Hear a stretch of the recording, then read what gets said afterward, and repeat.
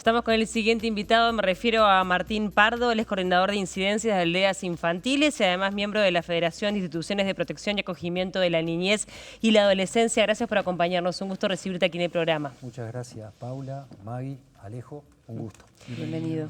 Estamos hablando desde hace ya varios días a partir de esta situación que se vive en Rivera, que de alguna forma da visibilidad a una problemática que está instalada a nivel país, vinculada con los niños y adolescentes que están bajo la órbita del INAU.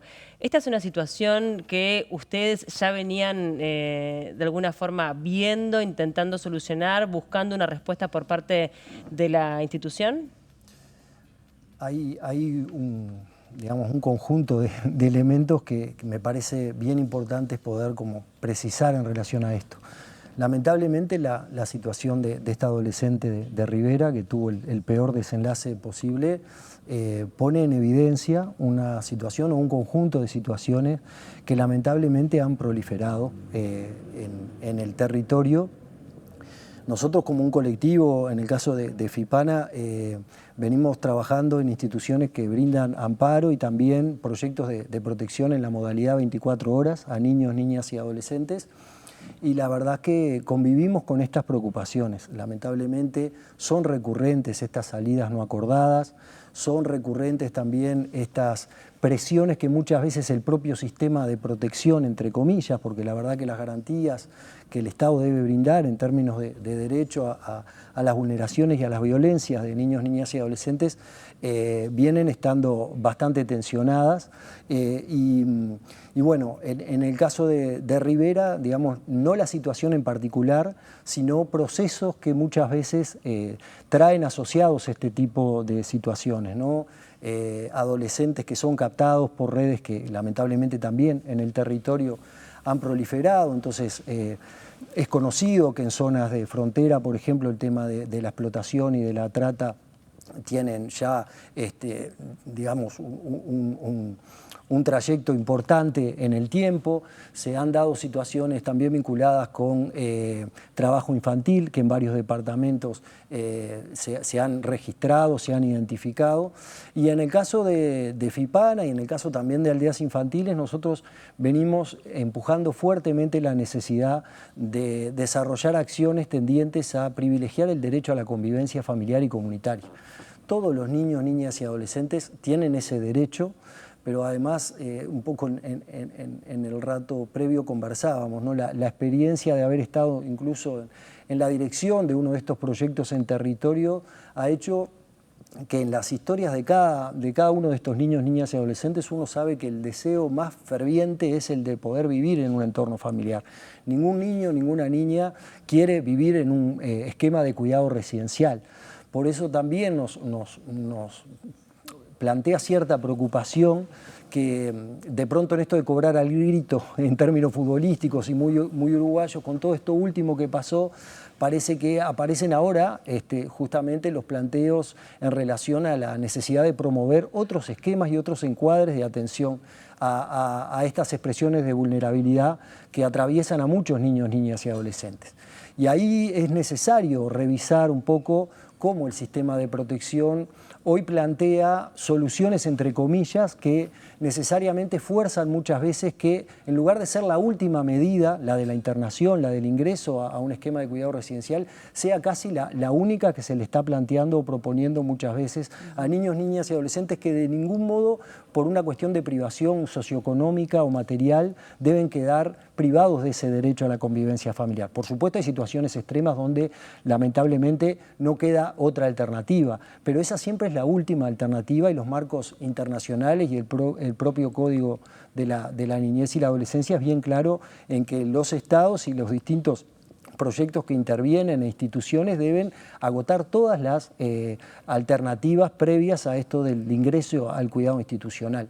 Y un dato, como para redondear un poco esta primera pregunta que me hacías, Paula. El Uruguay realizó, si mal no recuerdo, fue sobre fines del 2019-2020, un relevamiento, un censo desde el propio INAU, desde el sistema de protección, en relación a la cantidad de niños, niñas y adolescentes que vivían en modalidades de institucionalización en este esquema de protección. En aquel momento eran algo así como 4.600 y pico, y hoy en día la cifra de esa se ha incrementado ampliamente y se superan los 6.000. Entonces, si bien en el plano de lo declarativo muchas veces se habla de que hay que promover alternativas de desinstitucionalización, en la práctica lo que sigue sucediendo es que la respuesta que se le brinda a muchos de estos niños, niñas y adolescentes es el ingreso al cuidado institucional. Martín, vos lo que estás destacando, de alguna manera señalando, es que el sistema no está dando abasto. Totalmente, pero no lo decimos nosotros, no lo dice Martín, no lo dice la Federación. Nosotros trabajamos con el INAU. El INAU tiene proyectos de gestión directa, como suelen denominarse, y proyectos en convenio con organizaciones de la sociedad civil. Hay espacios de diálogo, lamentablemente en los últimos meses ha costado sostener estos espacios. Nosotros como federación desde marzo de este año venimos insistiendo mucho a las autoridades del directorio de INAU, no para dialogar en términos de demanda o de identificar problemas que en realidad en algunos casos están hasta sobrediagnosticados, sino para aportar justamente algunas propuestas alternativas y proyectos que existen con experiencias exitosas también en esto de poder abordar las situaciones en territorio, ¿verdad? Trabajar con esas familias para que la pérdida del cuidado no sea, digamos, no se efectivice y poder generar una respuesta que también, quiero ser claro, no abarca solo al INAU, ¿no? Tenemos que ver este problema desde la interinstitucionalidad, tenemos que mirar la matriz de protección social del Uruguay y tenemos que ser capaces desde las distintas instituciones y organismos, también con un compromiso de la sociedad civil y de la academia, de preservar un capital esencial para el Uruguay, pero no del futuro, ¿no? Pues se suele decir esto de que los niños, las niñas son el mañana. Si nosotros no trabajamos y no brindamos las respuestas garantistas, hoy tenemos comprometida la sostenibilidad de la sociedad uruguaya en gran medida. Además de lo que te planteaba Maggie, hay, por lo que te estoy entendiendo, un error en el enfoque de cómo se está trabajando, o es más bien la solución que encuentran ante la imposibilidad de trabajar de esta manera que vos planteás con la familia integrada al menor. Está muy buena la pregunta, Alejo, porque justamente nosotros permanentemente decimos que para esto no hay recetas mágicas, porque si existieran no estaríamos lidiando con un problema que, bueno es decirlo, no es un problema coyuntural. Ahora estamos todos atravesados por esta horrible situación que se dio en Rivera, que además fue la punta del iceberg de otro conjunto de situaciones y denuncias que han venido procesándose en estos días. Pero en realidad el Uruguay atraviesa un problema que no es de ahora, no es del año 2024. Estamos además, es bueno decirlo, ¿no? En un año muy sensible porque es un año electoral, pero este problema vinculado a lo que es la institucionalización de niños, niñas y adolescentes trasciende un periodo de gobierno y requiere respuestas de justamente una cuestión que es bastante fácil repetir, pero es difícil de consolidar, que son las políticas de Estado, ¿no? Poder trascender estas miradas cortoplacistas a veces de 4 o 5 años y poder construir abordajes que tomen en cuenta justamente distintas perspectivas.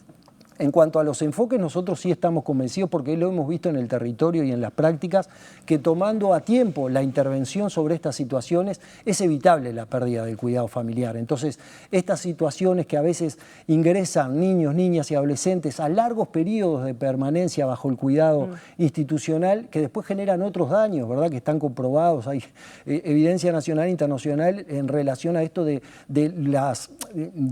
los perjuicios para el desarrollo de cualquier niño o niña en un cuidado residencial, por más que las instituciones, los proyectos estén súper comprometidos en darle las mejores respuestas a sus procesos de inclusión social, educativa y demás. Pero los niños, las niñas y los adolescentes quieren y merecen vivir con las familias.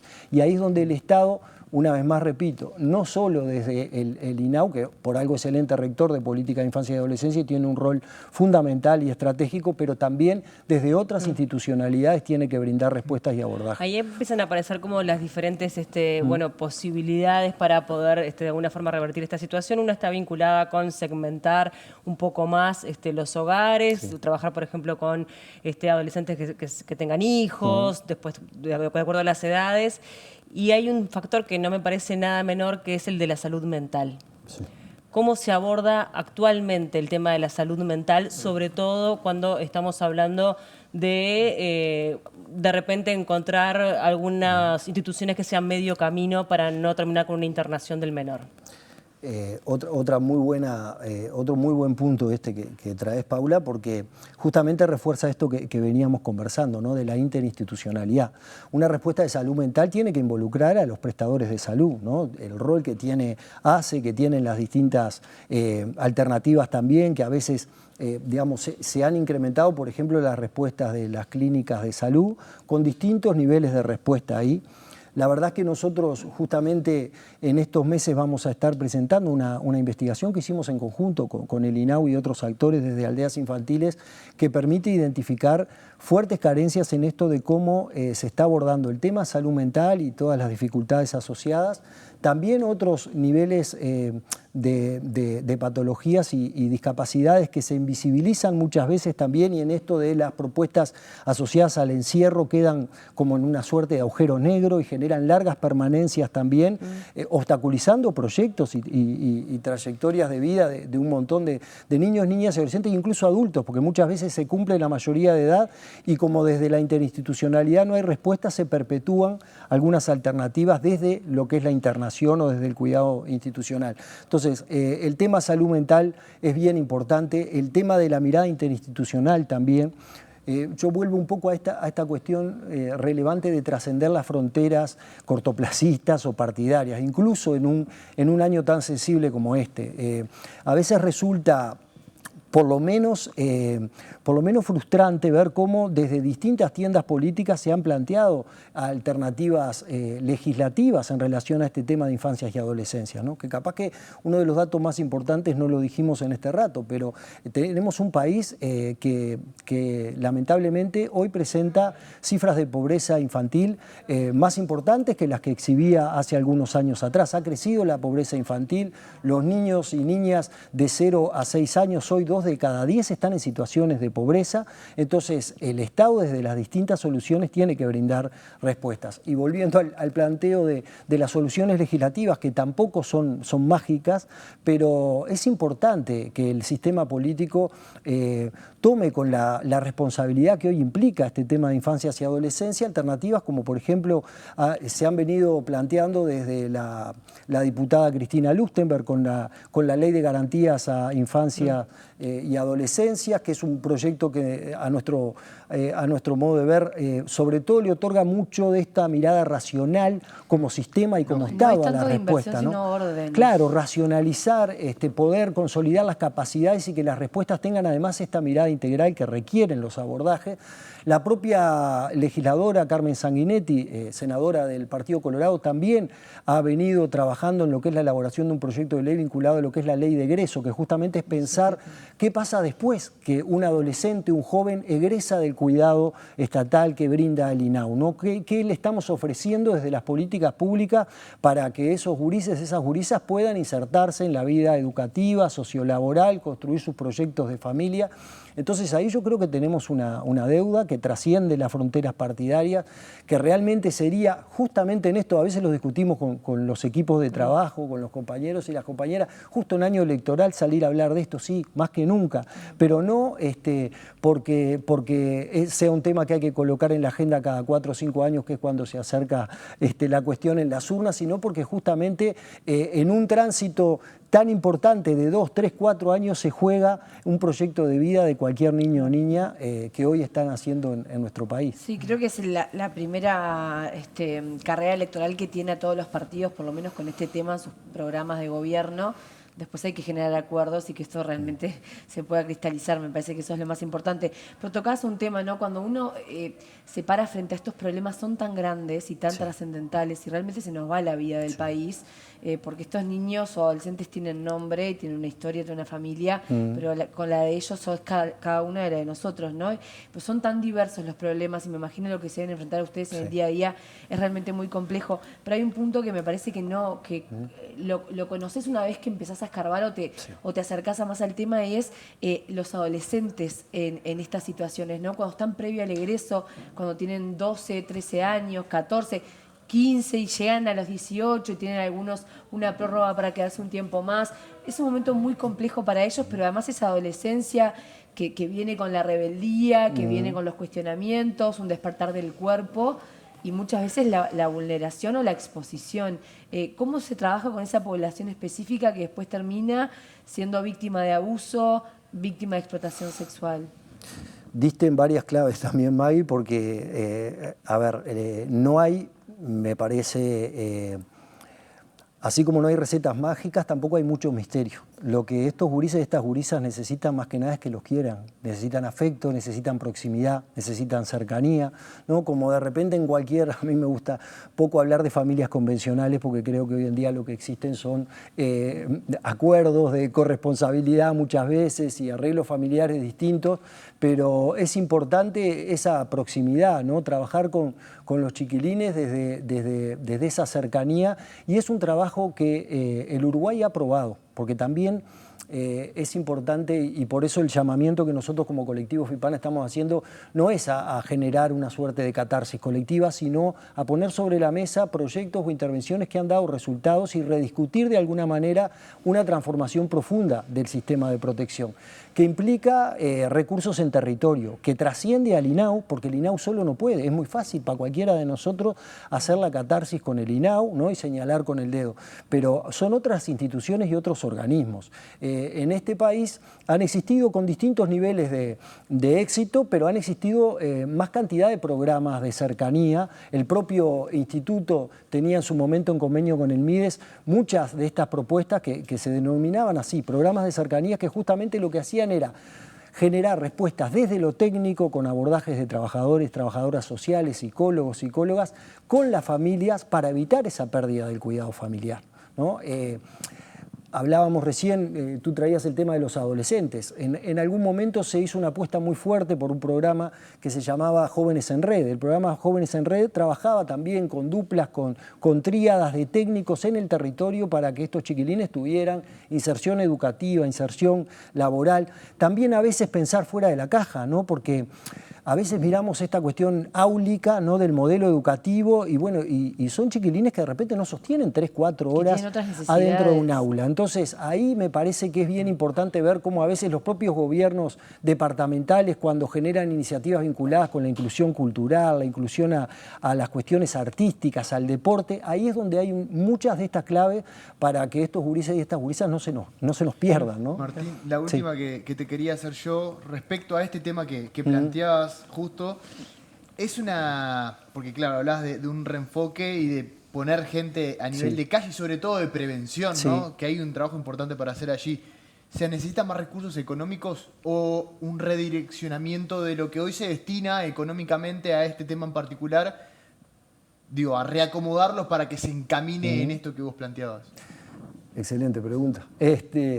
Hay estudios desde una mirada más desde lo económico que muestran que es bastante más de lo segundo que de lo primero. Es decir, racionalizando el sistema, las respuestas y las capacidades que hoy tiene el sistema público, pero también en esto de promover articulaciones con la sociedad civil. Yo insisto, cuando se habla de CAIF, ¿no? Que es como una de las innovaciones que el Uruguay como país y también como política pública ha hecho y que en el contexto regional muchas veces se celebra, se pierde de vista que esa es una construcción que implica recursos públicos, pero desde el punto de vista del abordaje metodológico, un fuerte compromiso y el saber técnico desde la sociedad civil. Son organizaciones de la sociedad civil las que lo gestionan. Entonces, un programa que ya está aprobado, que tiene más de 3 décadas de funcionamiento, que incluso ha tenido en algunos momentos las posibilidades de profundizarse con propuestas como las de Uruguay Crece Contigo y otras, creo que tienen la posibilidad de mirarse también para otras, digamos, otros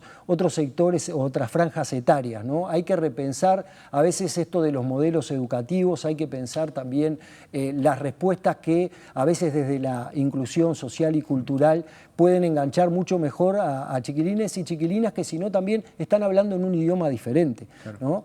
Entonces, yo creo que hay mucho más de barajar y dar de nuevo que de tener que hablar de recursos que, por cierto, sí son importantes. A nosotros nos preocupa mucho y también de alguna manera en nuestros últimos comunicados públicos lo planteamos. No es posible que en el contexto actual de pobreza infantil en el que está en el Uruguay,